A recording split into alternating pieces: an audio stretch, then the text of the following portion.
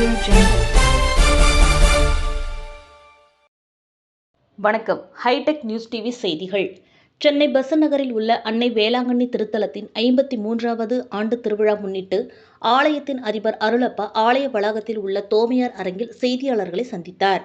அப்போது பேசிய அவர், சின்ன வேளாங்கண்ணி என்று அழைக்கப்படுகின்ற பெசன்ட் நகர் அன்னை வேளாங்கண்ணி திருத்தலத்தின் 53வது ஆண்டு திருவிழா ஆகஸ்ட் மாதம் 29ஆம் தேதி கொடியேற்றத்துடன் தொடங்குகிறது.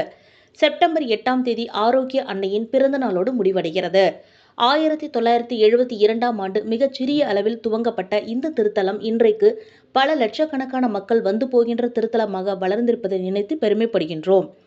ஆகஸ்ட் மாதம் 29ஆம் தேதி வெள்ளிக்கிழமை மாலை 5:45 மணிக்கு அன்னையின் திருவுருவம் தாங்கிய 12 அடி நீளமுள்ள திருக்கொடியானது பவனியாக கொண்டு வரப்பட்டு புனிதம் செய்யப்பட்ட பின் திருத்தலத்தில் அமைந்துள்ள 75 அடி உயர கொடி கம்பத்தில் சென்னை மயிலை உயர்மறை மாவட்ட பேராயர் ஜார்ஜ் அந்தோணிசாமி அவர்களால் ஏற்றி வைக்கப்படும்.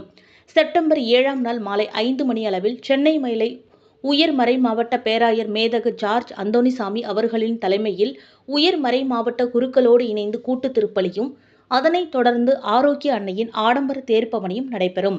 செப்டம்பர் 8ஆம் தேதி அன்னையின் பிறந்தநாள் கொண்டாடப்படும் அன்று விடியற்காலை 2 மணி முதல் மாலை 5 மணி வரை தொடர்ந்து திருப்பலிகள் நடைபெறும். காலை 7:45 மணிக்கு ஆங்கில திருப்பலி முடிவிலும், காலை 9:30 மணி தமிழ் திருப்பலிக்கு முன்பாகவும் அன்னைக்கு முடிசூட்டு விழா நடைபெறும். அன்று மாலை 5:30 மணிக்கு திருப்பலியை தொடர்ந்து கொடியிறக்கமும் நடைபெறும். சட்டம் ஒழுங்கு போக்குவரத்து சார்ந்த காவல்துறையினுடைய உயர் அதிகாரிகள் மற்றும் எங்கள் பகுதியில் இருக்கக்கூடிய நிர்வாகிகளும் பார்வையிட்டு எங்களுடன் கலந்து ஆலோசித்து இதற்கான ஏற்பாடுகளை செய்துள்ளனர்.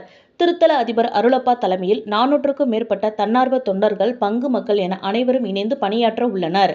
இங்கு வரக்கூடியவர்களுக்கு தண்ணீர் குடிப்பதற்காக 2000 லிட்டர் தண்ணீர் வாட்டர் டேங்கில் அமைக்கப்பட்டிருக்கிறது என்று அவர் கூறினார்.